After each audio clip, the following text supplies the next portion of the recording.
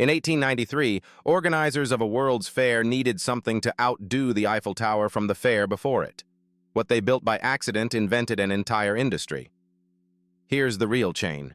Paris had stunned the world in 1889 with the Eiffel Tower, built as the centerpiece of its own World's Fair. Chicago's organizers, planning their own fair for 1893, wanted something equally unforgettable. Dozens of proposals were submitted and rejected. Chicago's fair needed a signature structure, and nothing offered so far seemed to measure up.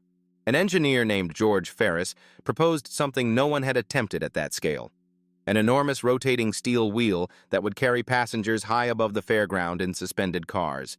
The wheel he built stood 264 feet tall, carrying 36 cars, each one large enough to hold 60 people at once. It could lift over 2,000 people into the air simultaneously, a scale of mechanical amusement the public had genuinely never seen before. The wheel became the single most popular attraction at the entire fair, and its name stuck permanently to the ride type it had essentially invented. But the wheel wasn't the fair's only lasting invention. Organizers had also created a dedicated entertainment strip, separate from the serious exhibition halls, called the Midway Plaisance.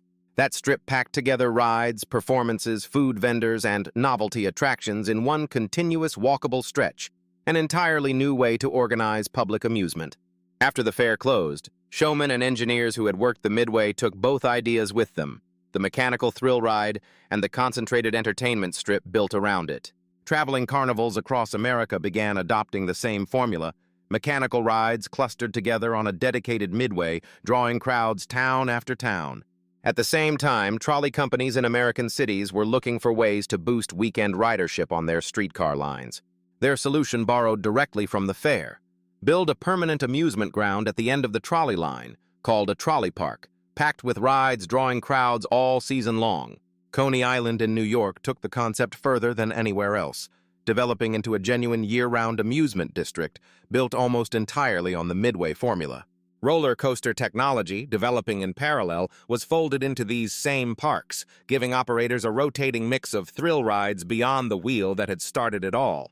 By the early 20th century, permanent amusement parks modeled on this formula existed in nearly every major American city.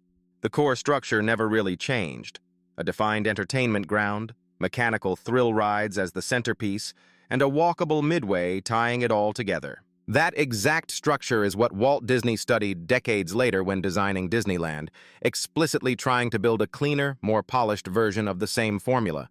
Every modern theme park, from regional fairgrounds to the largest resorts in the world, is still organized around the same basic idea proven on that one fairground in 1893. The original Ferris wheel itself was eventually dismantled and sold for scrap, but the ride type carrying its name still turns at fairs and parks everywhere. A one-time stunt built to outdo a tower in Paris ended up inventing the blueprint for an entire industry built on turning crowds into repeat visitors. Follow Forgotten Record for more real chains, history,